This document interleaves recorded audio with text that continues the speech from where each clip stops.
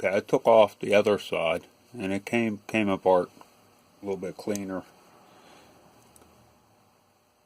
This stuff here, it's generally just peels right off. Now what he does, he pulls this, and he's trying to pull the pins out this side.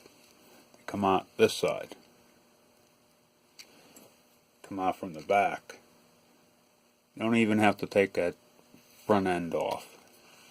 You just pull right out.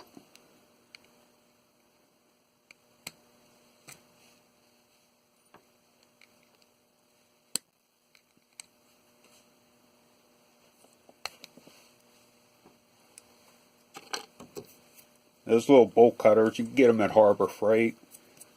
They're only a couple dollars. Everything at Harbor Freight's really inexpensive, so you know and it comes with a lifetime guarantee. Something happens to it, you take it back, you get a new one.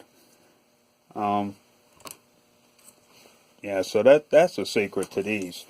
Then